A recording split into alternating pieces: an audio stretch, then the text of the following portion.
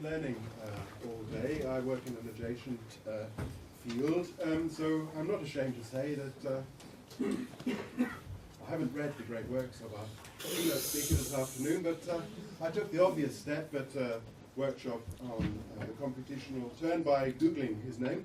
I can tell you that I love according it. to Google, The Language of New Media is his most important book, which is followed by Software Takes Command, which is only 3,000 hits behind. They have 311,000 to 308,000. Yeah. Lev Manovich also has his own Wikipedia site, which impressed me greatly. On it, he is compared to Marshall McLuhan. He has an MA in experimental psychology. He spent 8 years working in computer animation, so he's not only an academic. He has art projects as well as books.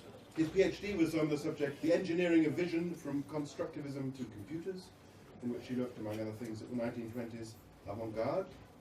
He was born in Moscow and moved to New York in 1981, which cannot have been an unproblematic move at that time, but it's proved very productive and creative, as such moves often are. So, he's going to talk to us today about cultural analytics. So, Thank you so much, and thanks for David and his colleagues for putting on this incredible event.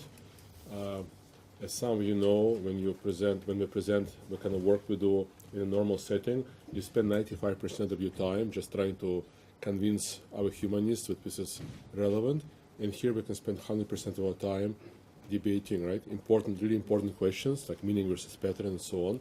So it's a very productive event. In fact, kind of maybe paradigm establishing event. So today we'll talk about a few topics. First, I will try to outline what I see as key advantages of using combination of automatic data analysis and visualization, which I don't think should replace interpretive, hermeneutic, theoretical humanities methods. It simply allows us to ask different kind of questions and also discover different kinds of facts. This is already a long section. Okay, and then we'll talk about a kind of very general type of representation, which is standard today for data across dozens of scientific fields and all industries, from physics to linguistics to Google search engine, which is representing data in a kind of feature space. And we'll ask if this representation can be also used in humanities as a way to replace what we normally do, which is we try to kind of show off all the cultural variability into a small number of categories, such as genres.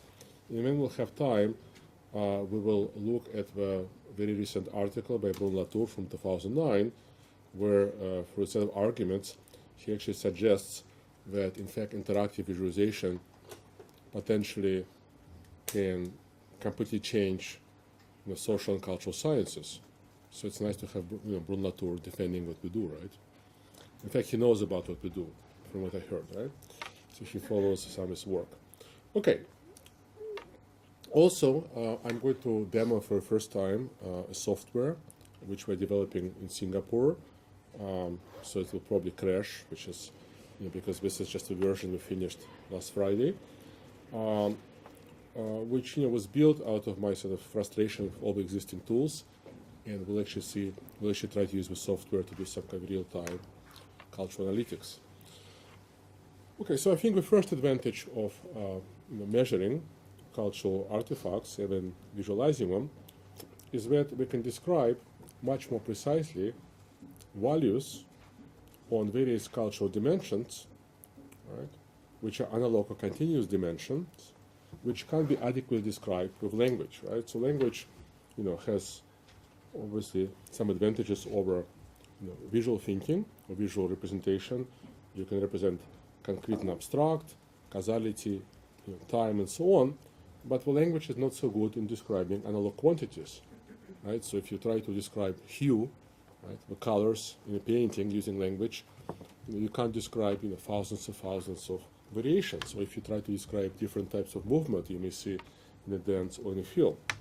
And I think it makes complete sense, right? Because if language would be as powerful as images, why would evolution develop visual system at all, right? So I think we're complementary. That's why all this kind of humanist attempts, right, to use language to describe, the visual always very limited. So as an example, let's go right away to one of visualizations. So that's part of our work on the data set which we collected, which represents about 900 titles, manga, right? So comics produced in Japan, Korea, and China. So it's 900 titles. So we collected all the pages for these titles, so it's over 1 million pages, and this is just like a small sample, about 5%. It's simply like 10 random titles, and you see about 50,000 pages. So when using software we developed, which also runs on normal desktop, but we analyze this data set because it's kind of large, so we take a little bit more time.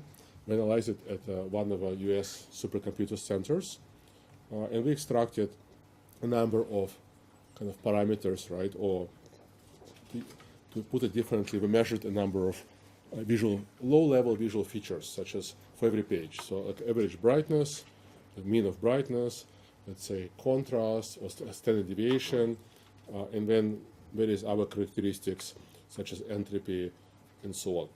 So basically measures of some visual properties of the page. And here I mapped all the pages using open source software, ImageJ, and a macro which I wrote on top of it, which I'm happy to make.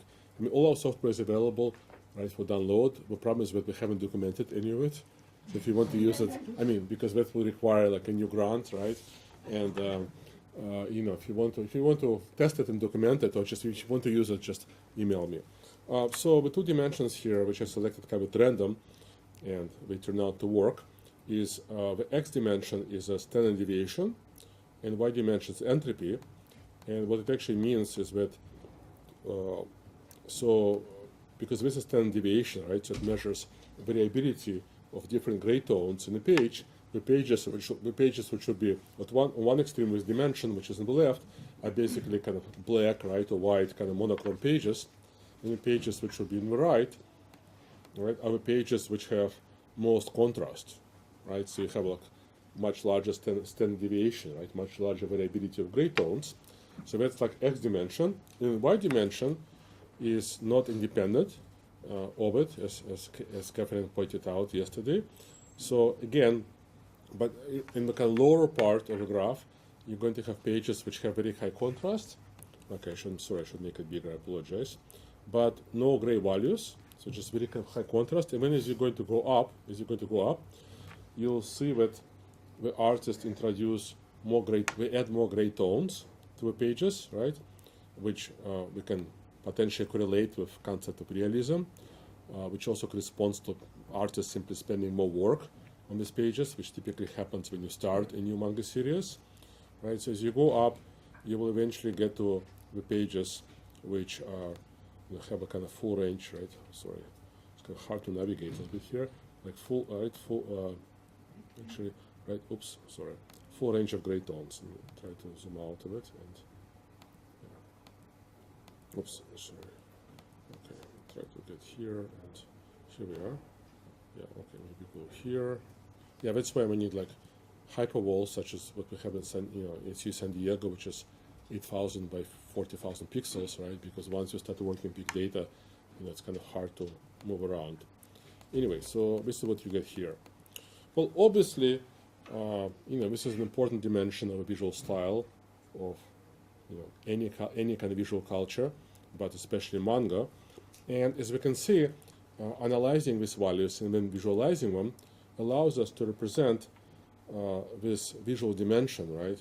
Both contrast and then kind of variability, or let's say the presence of gray tones, which creates much more realism, as opposed to, let's say, more graphical pages, as a continuous space, right?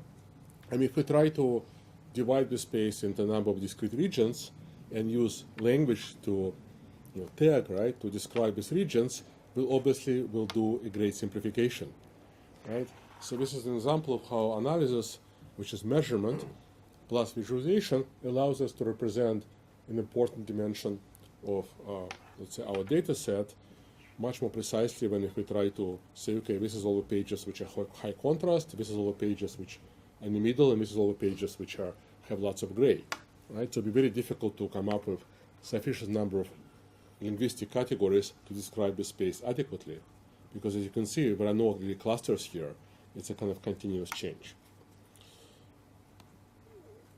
Okay, now another, I think, important thing which we can do now is that we can, here we can visualize, right, a kind of space of particular visual parameters, right, across our whole data set. But we can also visualize how we can also analyze and visualize how these visual parameters change over time. And since lots of cultural artifacts are time-based, films, video games, in fact, interactive media is a time-based.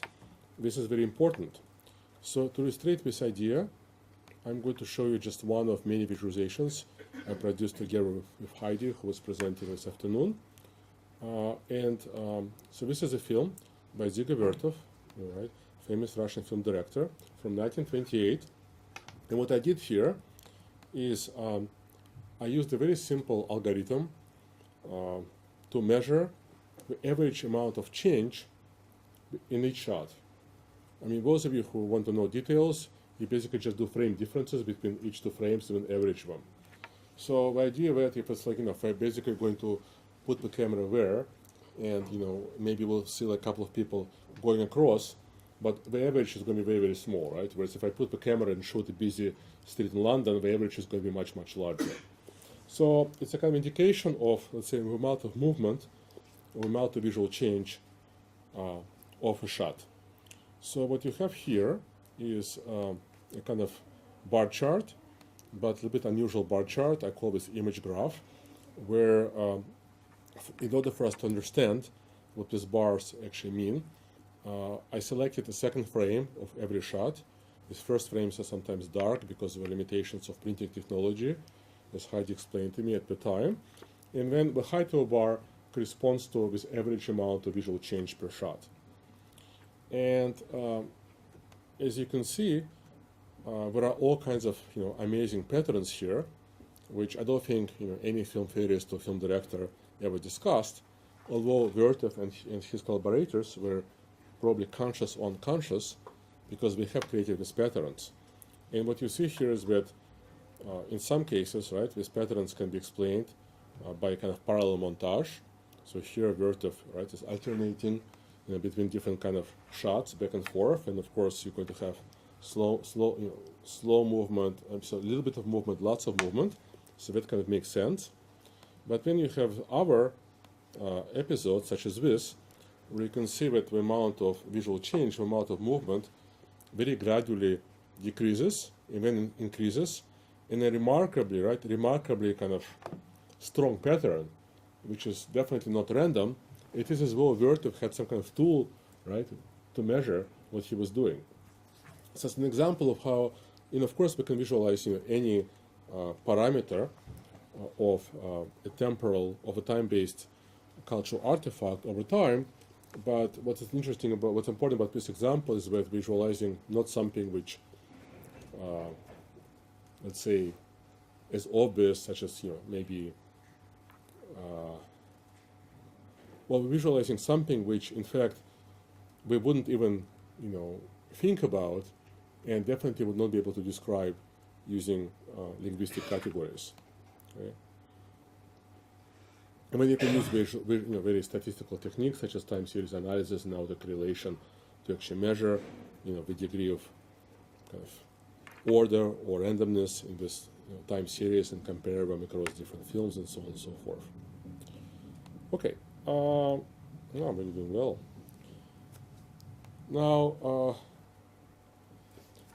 Now, if we kind of think about Google Earth, right, or as a very good metaphor or a very good model for the kind of tools we want to have, right? We want to be able to look very closely at details of particular artifacts, which is what we know how to do well, right? So I remember taking classes in graduate school where we would spend 2 hours analyzing 2 sentences, right, in a text by Freud. We know how to do that. And then Moretti introduces the idea of distant reading. But is his reading really distant, right? I mean, he deals with a few hundred novels. I mean, what about analyzing the whole Wikipedia, right? What about analyzing millions and millions of blog pages. So what's good about Google Earth model is that it allows the user a continuous navigation, right, in any direction. So you can go horizontally, right, and you can also zoom in and out. So ideally, we want to build the tools which would allow us to look at all of cultural productions of humankind, right, over whatever 50,000 years, and then zoom out and then analyze patterns in 2 seconds of a film. I mean, all these tools kind of exist, we just have to put them together. So as a way to start, what we can do is we can kind of zoom out of the kind of graph I just showed you, where we look at the patterns across, let's say, across 70 minutes of this film, and we will visualize historical trend, historical change, as a continuous quality over 70 years through data sets or large-scale cultural processes. Again, whether you want to analyze 20 billion photographs on Facebook, or you want to analyze the kind of patterns, right? Patterns of, let's say, how people link, copy, comment around these 20 billion photographs. I mean, you can do that. Right? So let me show you a practical example of what it can mean. Right? Or in fact, we are going to do it right now with you. Okay, so I'm going to use open source software called Mondrian. You can download it, Macintosh PC, etc. So here I loaded my data set.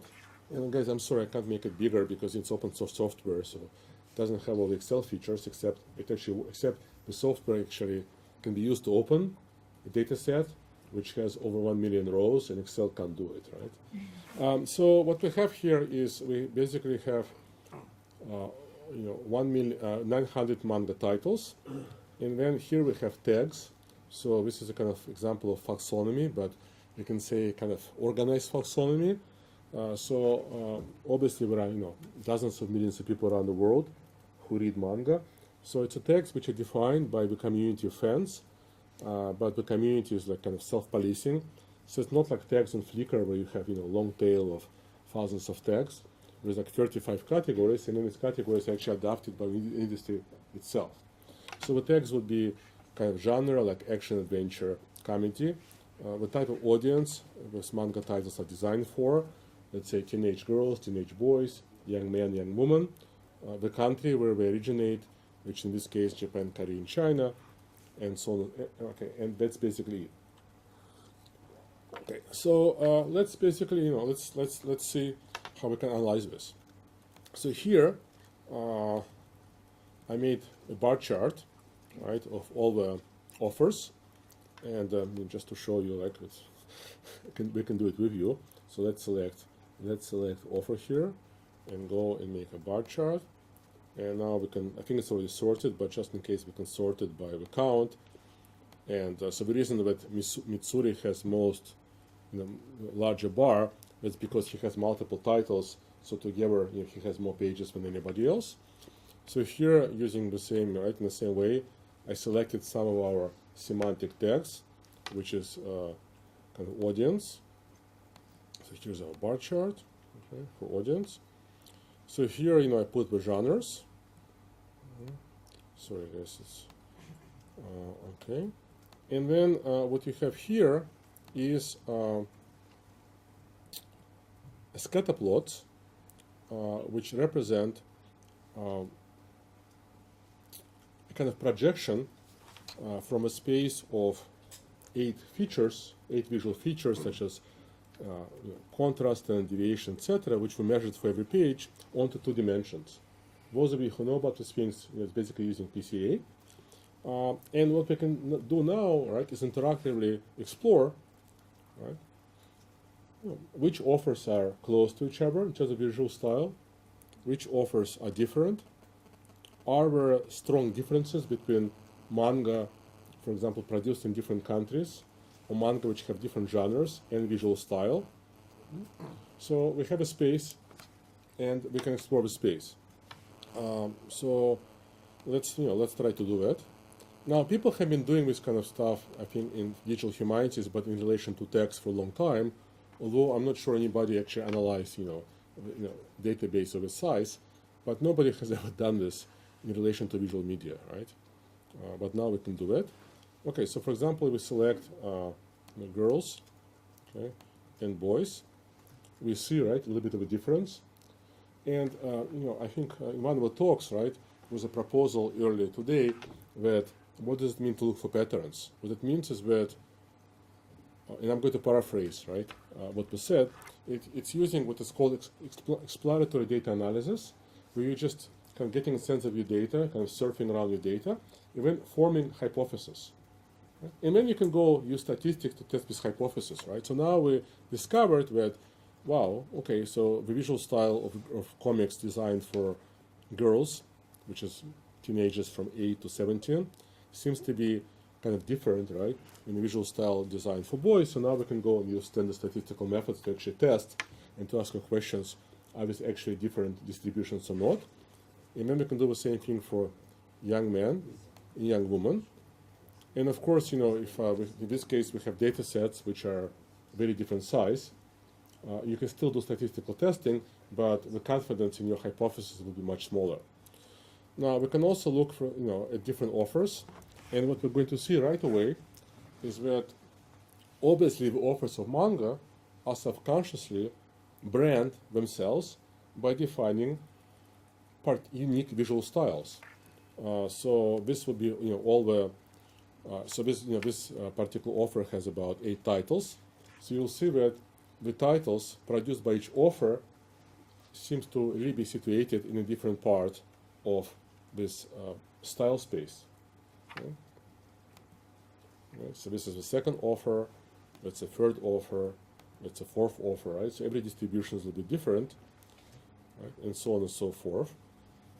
And of course, you can also look at outliers. You can say, well, this one, this one seems to be really outlier. So let's see, right? Let's see, right? Who is this author? And we can sort of go and find out and investigate this, right?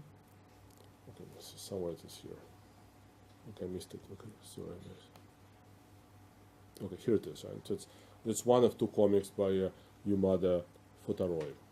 And you can also do the same thing for genres, and what you're going to see right away is that variability, right? The differences between authors is much more significant than the difference between genres, right? So there is not as much of a kind of separation to the visual style by different genres, but maybe this is a point to go to my next point, because probably being open, well, when you, any of the softwares, right, when you, okay, I think it's quit, but although it's perfect, we finished. Okay, so I mentioned earlier, right, that along with doing this work and kind of figuring out also theoretically as we do these projects, what are the key advantages of using cultural analytics method, we're also developing new visualization techniques which we think are particularly suited for humanities.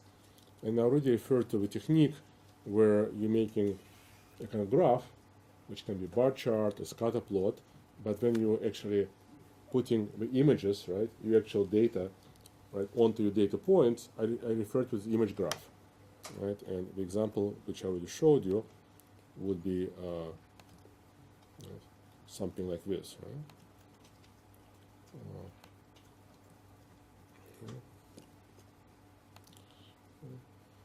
So what do I think are, why do I think that this is important, right? Well, I think there are 2 key advantages, right?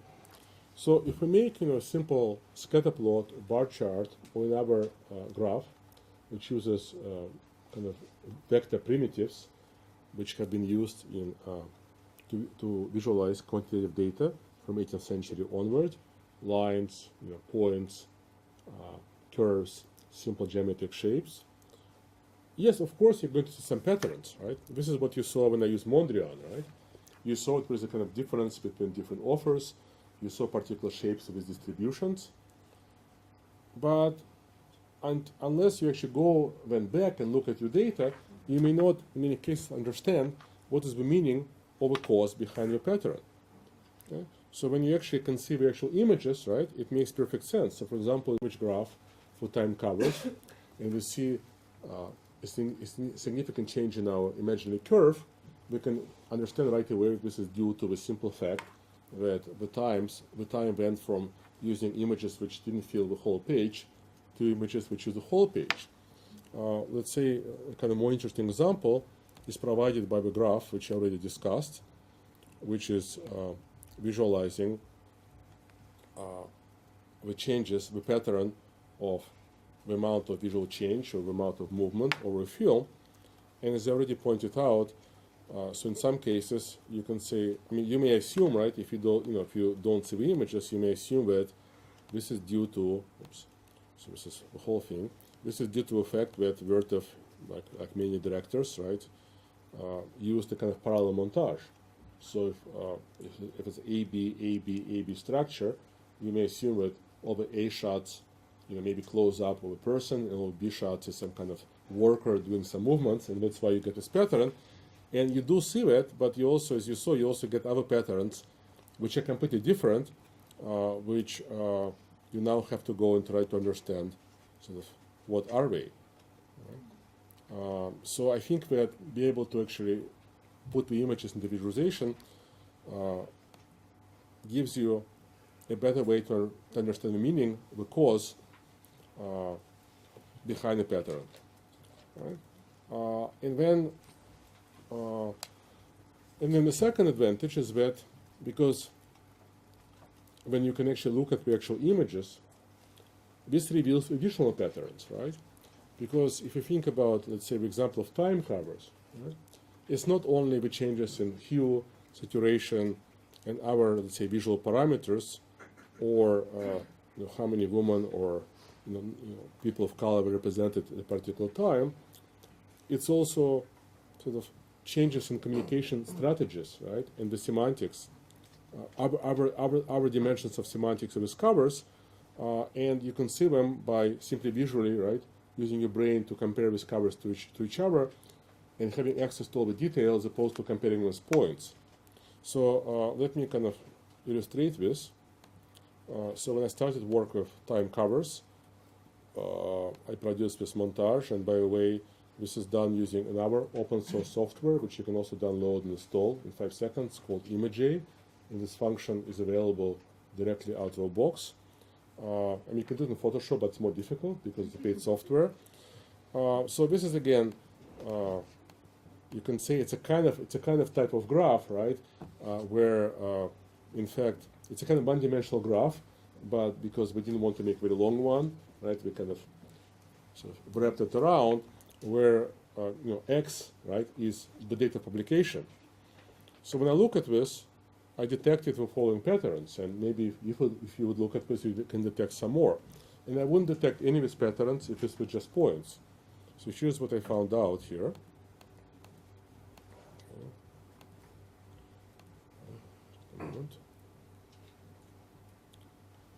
Okay.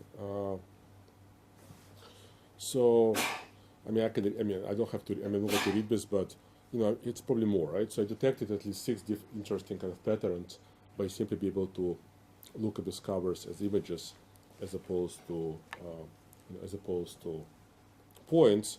But let me just point out a couple of them, because some of them are actually very, very interesting, very kind of mysterious, which makes you think that maybe these 19th century historians who were kind of understanding culture in terms of cyclical patterns, maybe we had something going there. So what you find is that you see the hue, what are these different kind of like trends, right? So once we start going to full size images, you have this kind of greenish, brownish period. It's like Picasso, right? Then you have this kind of red, like very saturated red period. Then you have this bluish period. Then this red period repeats itself.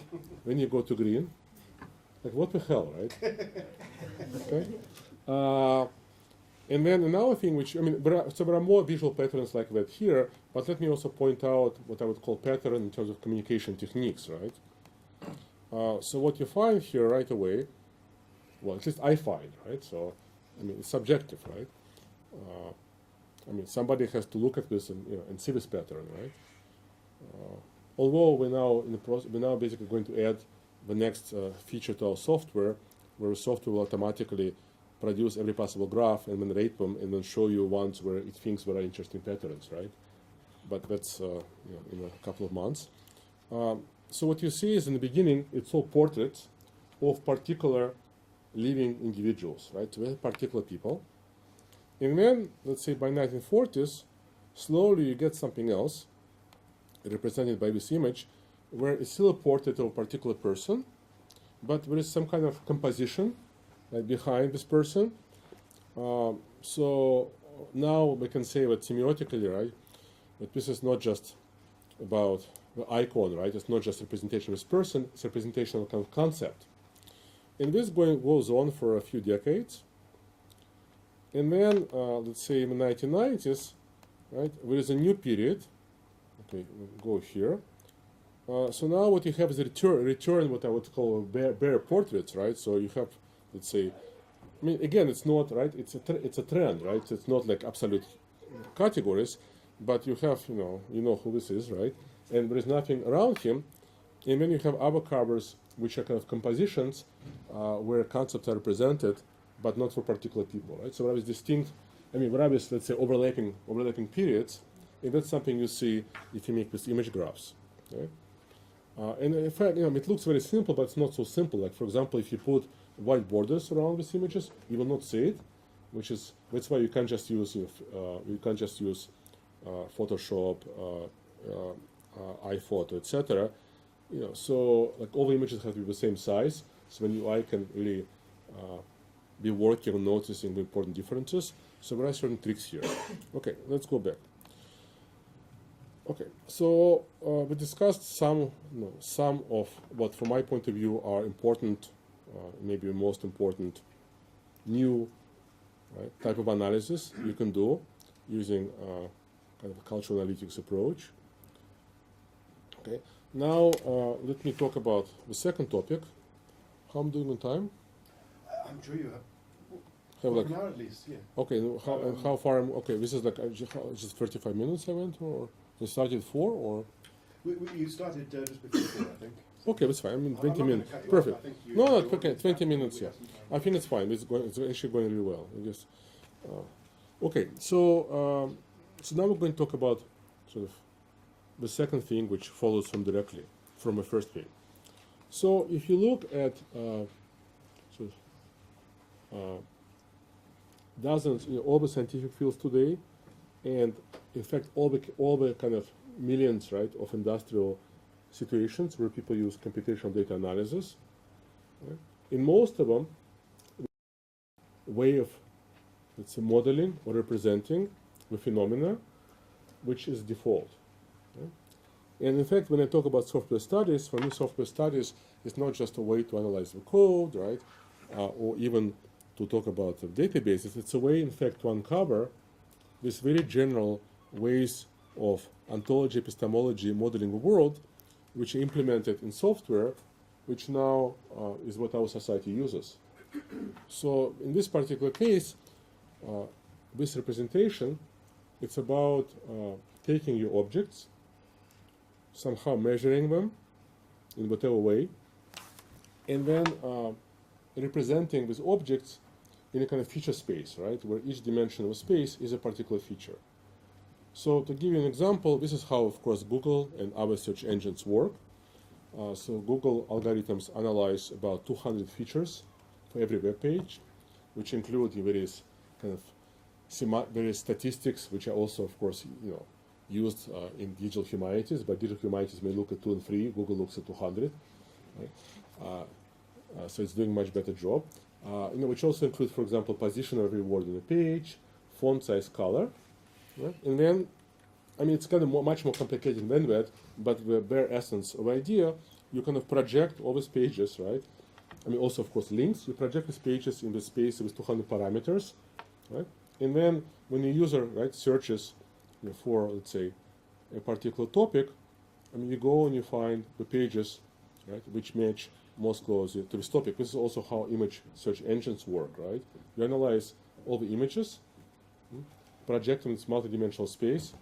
So when the user says, okay, I like this image, now find me other images like that, then you can go and look at this multidimensional space and 3 images which are similar. So what I want to suggest is that, both of us who are not sort of, geometrically minded may find this to be, requires a little bit of work, but I think there are incredible advantages. But perhaps we can think of multidimensional space of features, and of course it's a general concept, so there are lots of variations to it, right, as a new way to model and represent culture, right? So we can take our cultural data sets, project them to this multidimensional space, and then we can simply look at the resulting distribution. Right?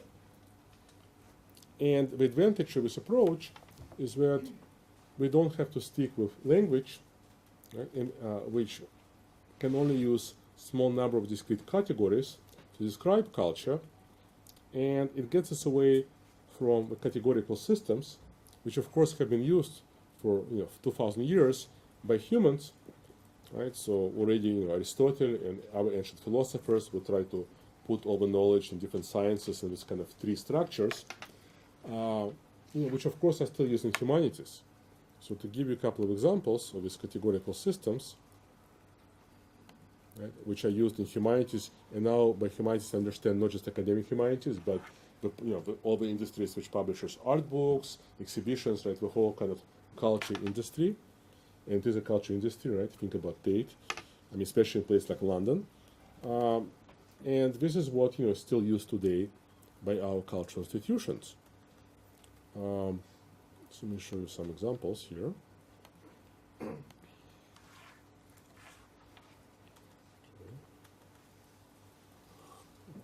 Okay, so you go to some museum and you're going to see, right, something like this, where the artifacts are neatly positioned, right, inside with non-overlapping categories, which happen to be centuries and countries. Now you go to the Tate and it looks a little bit more complex, but it's basically the same thing, right?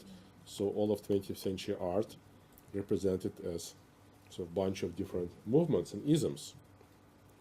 Right? And in fact, the only kind of graph, right, which you all know very well, produced in 150 years of, let's say, of a kind of institutional modern art is this one, right? It's a famous diagram of Barr, the founder of Museum of Modern Art, produced in 1934. So it's basically the only diagram produced in the history of kind of art history. Now, of course, in contrast, once the scientists, right, started measure things, they said, well, we want to represent these measurements, and as I found out, already between, let's say, 1800 and 1850, all the modern type of graphs were already invented and started to be used very widely. So one of the differences between humanities and sciences, and I think Latour writes about it, is that it's the use of graphs, right, as opposed to not. But what's important is that these graphs already produced in the 19th century, used visualization is a way to describe continuously changing, right, kind of qualities, right, analog qualities, or at least the qualities where you don't have 5 categories, but maybe use integers, so you have, let's say, 1,000 categories. So this is from 1837. This is the graph of the amount of traffic on different parts of a train line, right? So the amount of traffic represented by the width of each branch. I mean, this is supposedly the first kind of graph where a curve is fitted for a number of points to represent a kind of continuous movement. Right? Well, so this is supposedly the first kind of graph where a curve is fitted for a number of points to represent a kind of continuous movement. Right? Well, so this is the only graph produced by historians, and it's quite schematic, right? There is no continuously changing qualities here. So let me show you some examples of what can happen if we kind of get away from using categorical systems and we actually use measurements.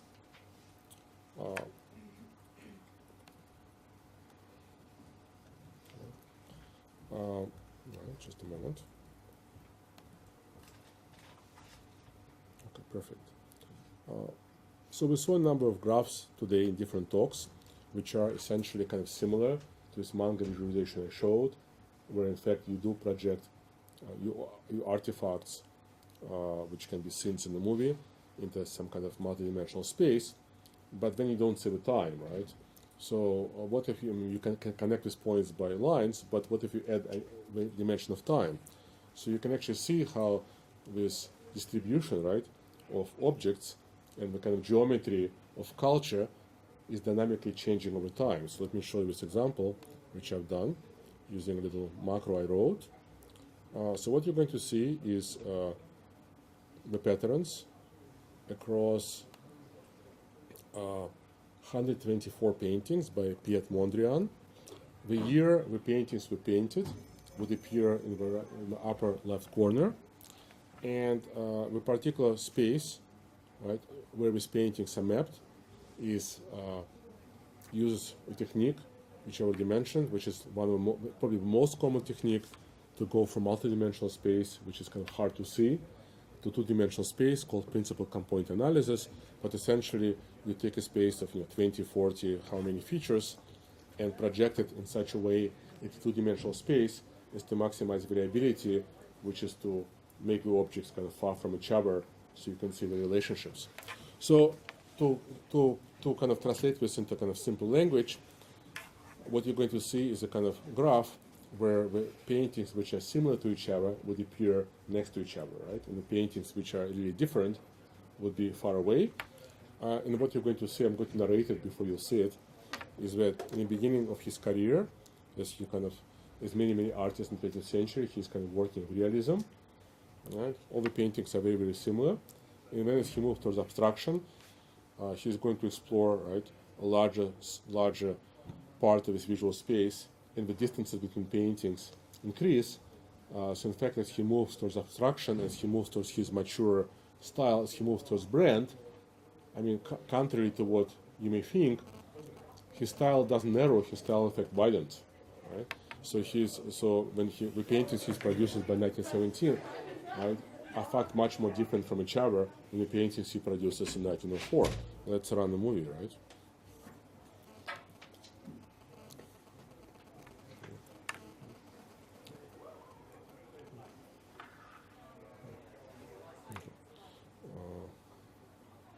I mean, is it visible, or should I try to? I'm not sure I don't know if I can zoom in here.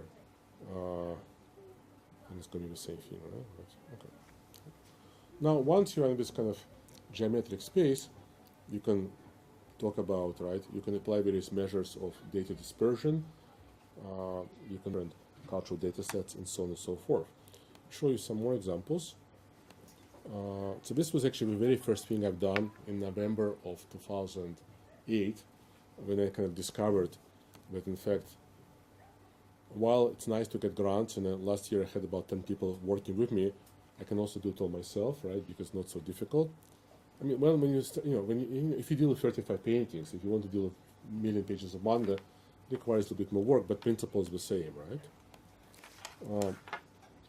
So I started, so it's the very first thing I've done just to kind of test this idea. So I started with 35 paintings, which I selected manually, so it's completely subjective.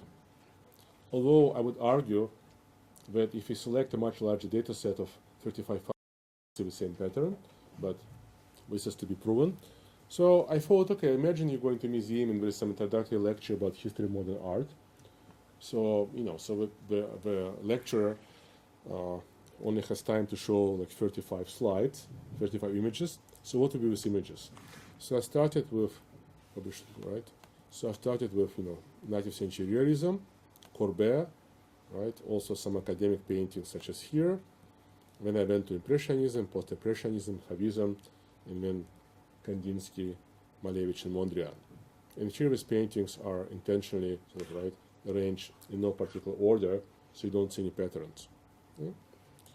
So here, this is example again of what I call image graph. So x dimension is the time, and y dimension is simply the most simple thing you can measure, but sometimes these simple things are actually very meaningful, which is brightness. Well, why is it meaningful? Because, because I've been going to art exhibitions. In fact, I was training the artists, going to art exhibitions all my life. So I had a kind of hypothesis about what happened, what is modernism, right?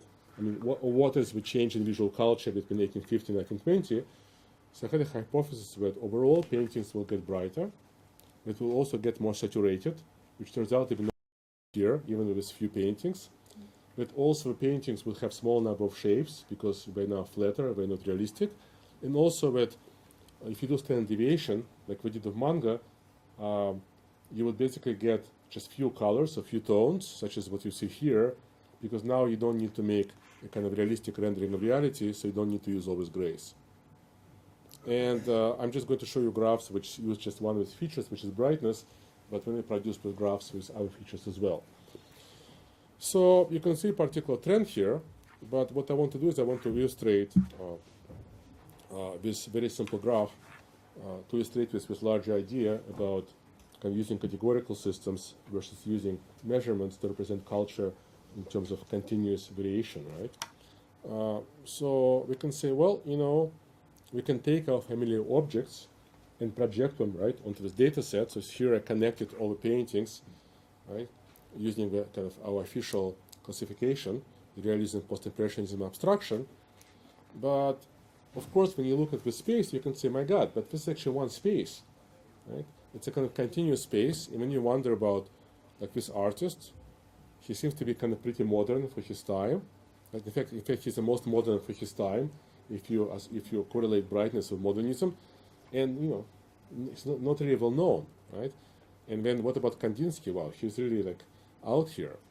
So the idea is that, again, here we're just in two dimensions, but of course we can generalize it to multiple dimensions. So this is a simple, which is done in Excel, right?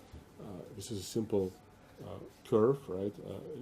Kind of fitting for these points. I mean, don't worry that it's going up here so much and goes down, but it's just because there are not enough points here. And the idea of this very simple study was not to discover new pattern. That's what we're doing now with Manga, was to see, okay, I have a very strong idea that there's a particular pattern in the history of art in this period. Let me see if I can just make it visible.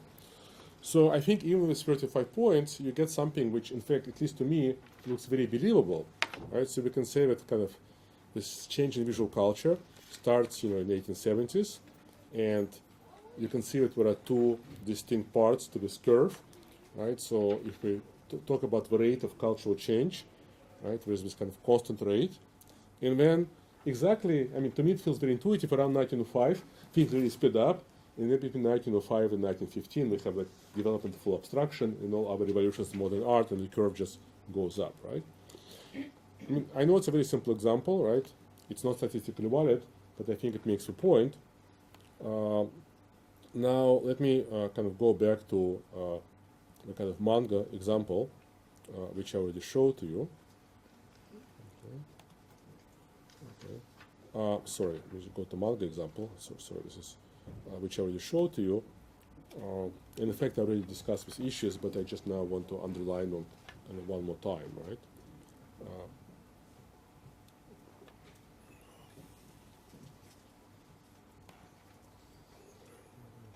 Now, I can actually load the whole database for 1 million pages, but it would take about 1 minute, so don't want to risk it. Right, so here we are in this multi-dimensional space, which we reduce to 2 dimensions, so it's easier to deal with. And the 2 dimensions are, in this case, we're kind of using 8 features, right, of various visual parameters and mapping them into 2, so mapping in 2 dimensions, right? And here all the different titles, about 900 titles in our data set, and we can say, well, this is a particular distribution of our data set, right? Now, we actually don't, I mean, nobody really knows how many manga, right, have been produced in the world, right? So to that extent, the statistical testing becomes a little bit difficult. So we can think about it as a sample from a larger population, or we can say, this is our population, it's 900 titles. So how are the titles distributed in the set, right? And we have a particular distribution, and we can say that the pattern which we see is in fact something you will see very often, right? Think about Gaussian distribution. There's this kind of bunch of points in the center, and then there are these kind of outliers. Okay? But we can also find our distributions as well. So now we can see, you know, which titles are similar, which titles are dissimilar, and measure distances and so on and so forth. Now, yeah, perfect, that's perfect. So what I want to do in the next 5 minutes is, first of all, come back to this question which Kate, right, raised in the beginning. What is a pattern? And offer few kind of traditional ideas for debate. And then finally demo the software which we developed in Singapore, because I worked with Mondrian for a while. I said, this is great, but I can't see the images, right? So for example, if I want to really see if this pattern is meaningful, I have to now go to another program and render, this as images, which will take half an hour. So I wanted to create a program which would allow anybody to do data analysis and also make these image graphs. So maybe I should show first and then go for theoretical questions last. Okay, so this is a program. You guys are the first ones to see it. So because the program is going to display images, it's Flash, so it's interactive. We kind of, for now, because we're just testing its performance, so for now we limited it to about 500 images. So what I've done here, instead of loading like all of 5,000 time covers, I applied what I call automatic sampling. So I simply took every 10th cover. But in fact, the patterns which you're going to see are going to be even stronger because you have sample data. And then what I do is, basically go and make a bunch of hues can be represented in a 360-degree circle. So here I have a little bar chart which allows me to select my data by year. And here I selected one of my kind of semantic, let's say, high-level categories, which were annotated by hand, where for every cover we annotated whether it is drawing or a photograph. Okay? So just as Mondrian, the software supports what's called coordinated views. So if I'm going to select data, right, in one graph, for example, I want to see what's happening when the saturation goes up. I can select this, right? And then the same data is selected in all other graphs. Okay, so I can see right away that this particular change does not correlate with change, let's say, from drawing to photographs, because both bars are selected, and you can also see that this change happens between 1940 and 1943. Okay? And then I can see the same points being selected here. Okay? So far, not so different from Mondrian, except I can actually see the images. Okay? I can actually see the images. So, and as I already tried to prove, right, this of course makes these graphs much more meaningful, much more informative. So now I can say, well, let's find out which covers are drawings, right, which covers are photographs. So here we are, and then we can actually go look with photographs, right? And also we see right away a particular trend, right? So we can see that first was drawings, and then we started using predominantly photographs, and then exactly when the war starts, for whatever reason, we switched to paintings. And then, of course, in the end of 1950s, we gradually switched to photographs. So what I want to say about it, and I can also just do one thing and we'll go. So we can basically now, it's possible the software will crash, right? Because this is we just finished it, so it's like a pre-alpha version. But let's see what will happen if we try to actually put images permanently on the graph. Okay. So it's going to render.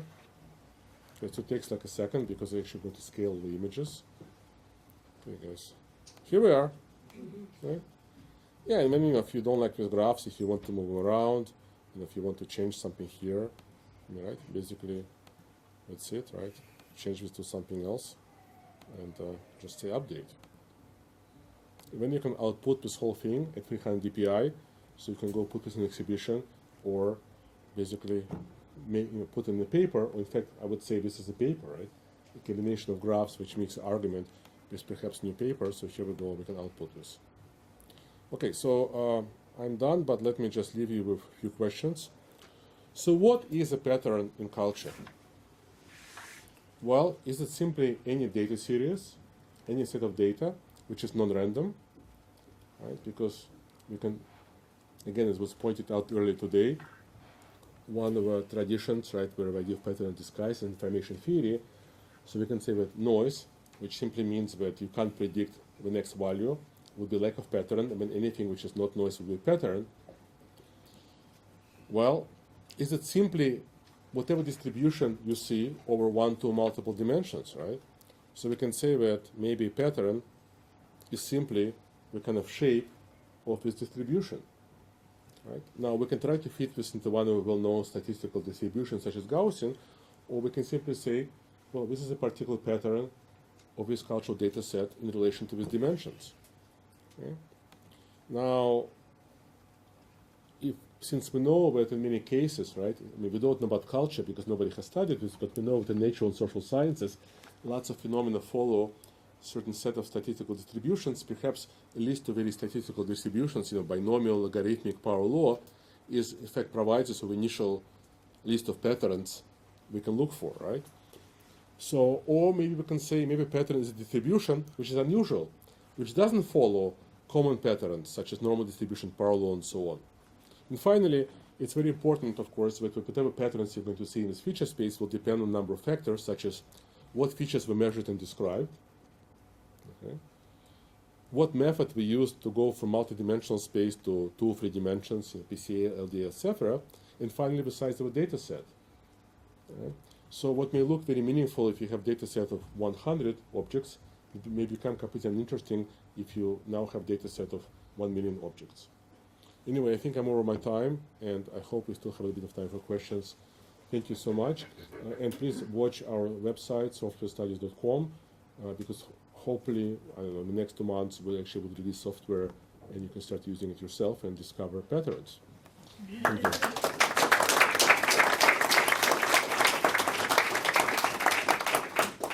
Thank you.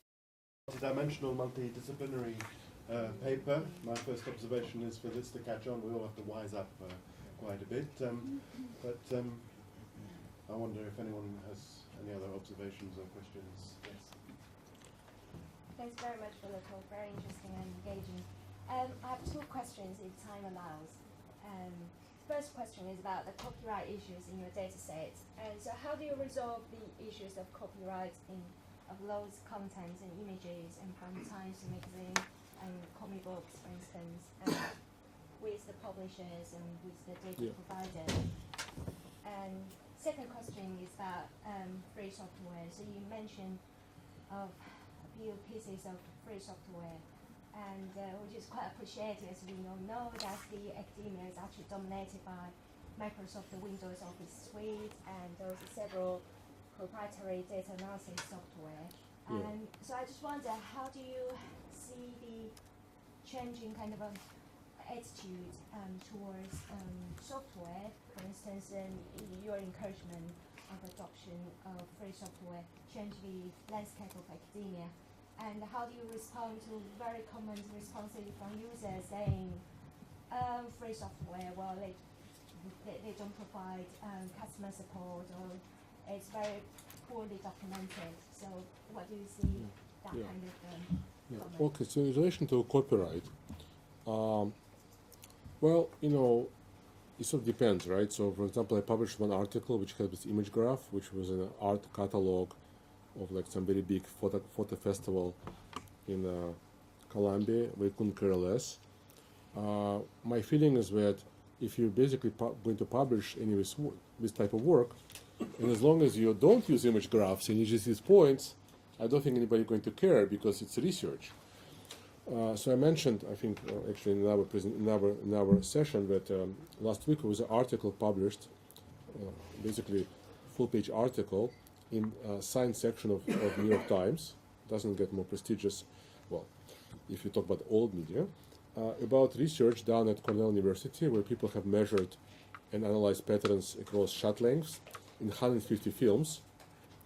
But of course the graph which was published was just points.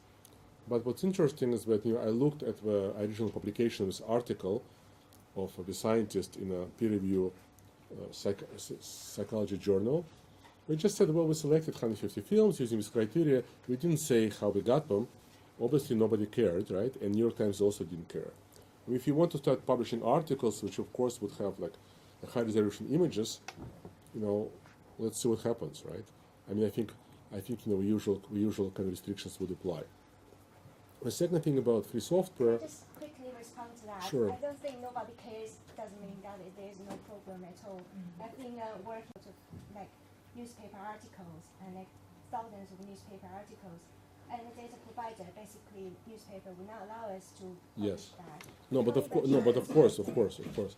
Now, obviously, I mean, like for example, no. What I mean, nobody cares. I think if you're going to publish, right, articles which have graphs, but not actually reproduced in all their glory, let's say, the images of cultural artifacts, then I think it's going to be okay. But you're also right.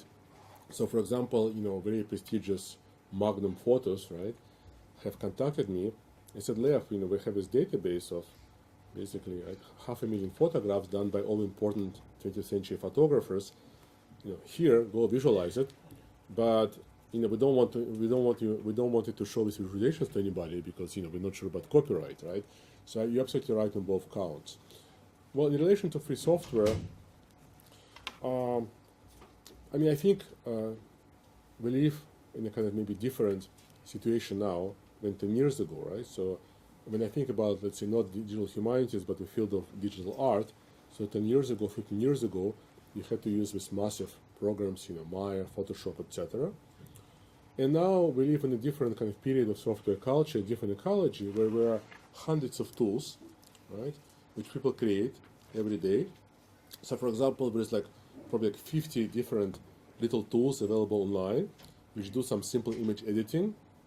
Okay, we don't do what Photoshop but we're kind of free because maybe you see some ads, and in most cases it's enough. And also, so what I basically tell my art students, what you have to learn is not just only Photoshop. You have to learn how to find the tools which are out there and use them in combinations, right? Because typically these tools do particular things. It's not like a Swiss knife, so it's very important to learn how to use them in chains. And then, of course, in a scientific community, many cases people rely on open software, right? So, for example, something like R is the standard, right, for statistics across, all the scientific fields, and because so many people have contributed to it, you can find a package to do just about anything. So I don't know exactly how R would compare to MATLAB, but my feeling you can do more things in R than at MATLAB.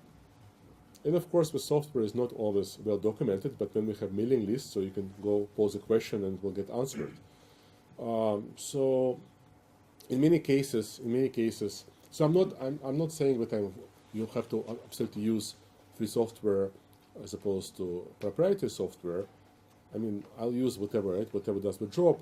But the nice thing is, in most cases, you can use open software, and of course, you can contribute to it. And I think as also somebody pointed out today, if you write software yourself, or if you use open source software, you actually know what's going on, right? So when I was using this ImageJ to measure, let's say, number of shapes in the image, I can actually look at the code and actually look at the algorithm which is used, right? Which I can't do with commercial software, right? So I think maybe for us it's a really important issue, which was raised many times today. Well, if you're producing results, well, open software, at least you can actually look at the code and maybe decipher it, right? Please. Is there another question or remark? Adam, and then...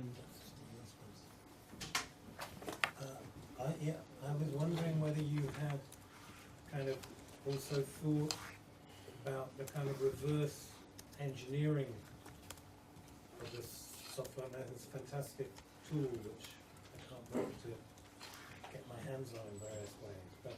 But also, to what extent, if you're creating these patterns, visual patterns, to what extent, for example, what would a manga artist or a manga publisher kind of respond to seeing where gaps or clusters exist, whether you've had those conversations with people or speculations about kind of when those patterns are seen.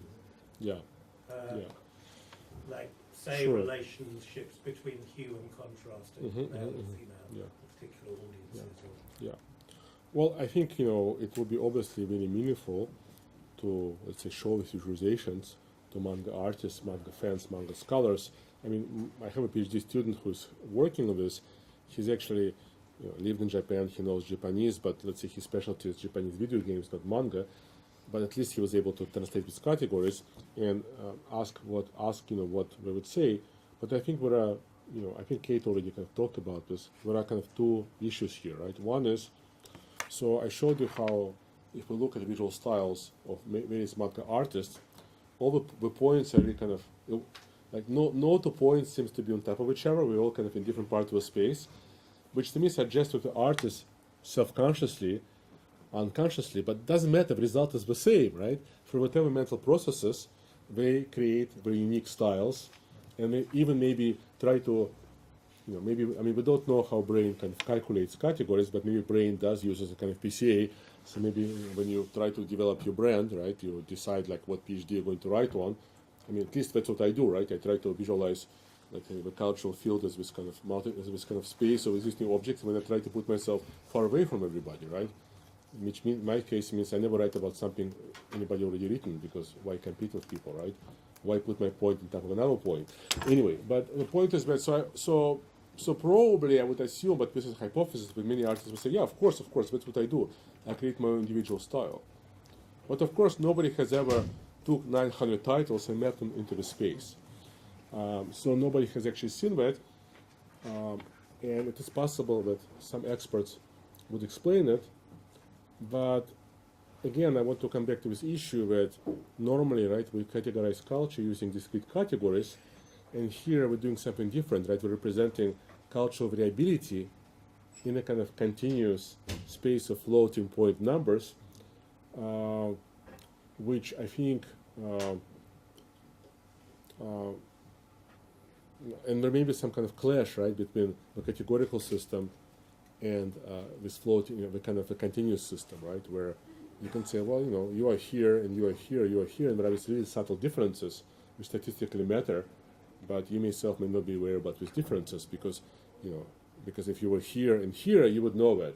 But if you're very close, maybe your brain can't really measure that. Okay, please. Two more questions and then Kate.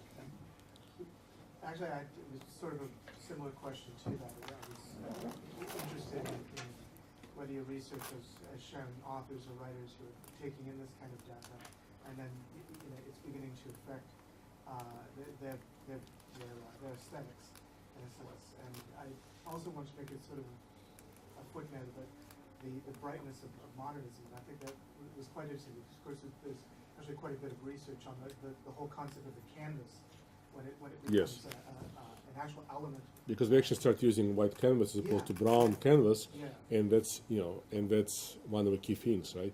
But what's interesting again, see, it's not like it's like this and like this. You actually do get a continuous curve, right? Can I answer the other two questions, and then perhaps you could wrap up I'm one sorry. big answer? Sorry. I'll take it from. Okay, maybe we'll talk later, but Yeah. Okay, I would like to ask a question about some pitfalls of the approach, because in fact we can make an analogy to the methods we use for business intelligence Yes. and business processes and company management and all that kind of stuff for which IT is used to support managers in the company to make decisions. Mhm. And it can be used to improve the company to identify some patterns Mhm. that represent several trends. But on the other hand, it can be used to hide some processes, to misinterpret some processes, to misinterpret some phenomena. Culture is a very vague area. Mhm. Could you make a comment on this? Could I ask Professor Hels to add your point? Well, my point was a little bit different than that. In the approach that you've developed so far, I think it's absolutely fascinating and extremely important in its ability to relive patterns. But one assumption that underlies this kind of analysis is that all cultural objects are the same. So every cover of manga is the same. None is weighted any more than any other cover. Or Mhm. ditto with paintings. Yeah. And yet, people who have professionally studied cultural change typically focus on points or figures or Yes. techniques Sure. that then catalyze a whole series of other developments. So you identify that particular artist or whatever as Right. particularly important. And I wonder if there's a way to combine some measure of influence with this kind of quantitative data, Yes. so that every point is not weighted the same, but some points are weighted much more heavily. And what that might reveal that these patterns can't reveal is where those points of change occur and what kind of weighting causes that. Thank you. So 3 very different sets of questions Yeah. and observations. Well, so I have to be, I think, kind of brief, and if I don't do justice to your questions, I think we have drinks and dinner. So we can talk about your question in much more detail, but I'll give a very brief and a little bit arrogant answer, but maybe it's okay. The question, so I'm going to answer your question with a question. Why talk about pitfalls and limitations when we haven't done any of it, right? Like I've just been using these things for like 2 months. Nobody's doing it yet. I mean, let's just do it for a while, and then we'll see what the limitations are, right? As opposed to perhaps, in other words, it's the 21st century, right? Maybe the humanities don't always have to criticize. Maybe humanities have to produce, right? That's a software culture, right? You can write your own code. You don't have to criticize the code. So I'd like to spend 95% of my time actually do % thinking about limitations, and maybe after 5 years I can switch to proportion. So even I think in relation to Kate's question, you are of course asking absolutely about the right things to do. I was just going to maybe illustrate if I can in 1 second. If not, it's okay. Sort of not exactly right, not exactly doing what you want because it will take more work, but at least talking about how not all pages have the same weight. So let's deactivate this, all these guys here. In fact, okay, let's delete this. Okay, so I don't know if it's going to work or not, but we'll find out. So this is the. Okay, well, maybe it already died. I'm not sure. Okay, so this didn't die yet. Wow, nice. Okay. Oh, okay, perfect. This is. Okay, so I'm going to do exactly the same graph as in this big black and white image, which is standard deviation and entropy. But this way, but I'm actually going to plot the pages in color because I to be able to make this image and save it, I made it like as 8-bit image, but actually pages are in color. And what you'll see is always kind of outliers are actually pages which are in color, which are typically cover pages in the beginning of a book pages. So in fact, the visualization can actually show you the pages which are different, not in a very sophisticated way in which you're asking, but at least different in terms of they have different meaning, right? In a different weight, because obviously the cover is more important, and also when people produce manga series, we're going to put much more energy into the first few pages because we want to kind of lure you in. So we're going to spend more time and make this kind of. What I found is actually with more pages which have like more realism, they're typically first pages of every book, but I think you will see it kind of here. If it works out, I have no idea if it will. Okay, cross your fingers. But it may not work. Okay, I don't know. Okay, oops, we got something here, but not exactly where I wanted. Okay, oh, okay, sorry about that. Okay, so let's see. We'll get lucky, but I can't promise you we'll get lucky. It's, first time software is being tested, so in a public audience, demo die, right? Okay, let's see if we get lucky here. Well, we got something going. And, okay, I think it's rendering. Okay, so Ava will see the images so it will quit. Okay, here we go, right?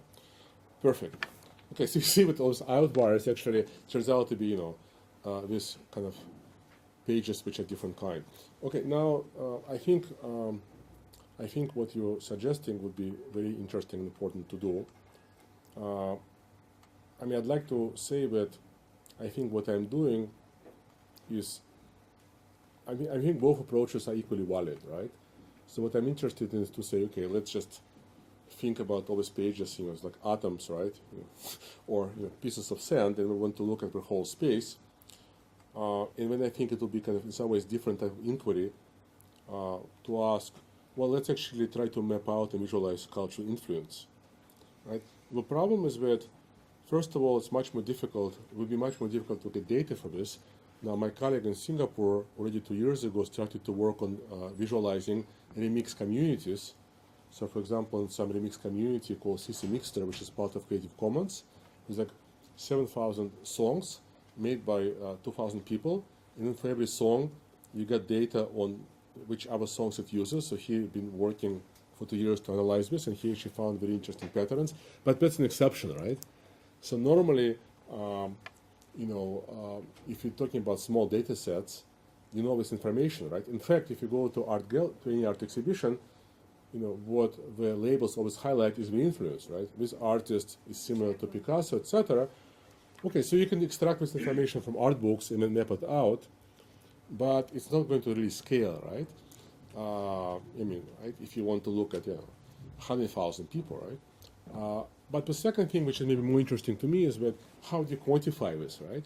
So we can introduce like another column in our spreadsheet where we can have a number, which will, let's say this page is more important, we can make it bigger or we can put a frame around it, but how do you quantify things like influence? You can quantify, which of course happens now on the web all the time, right? You can quantify popularity, so how many people like something, but how do you quantify cultural influence?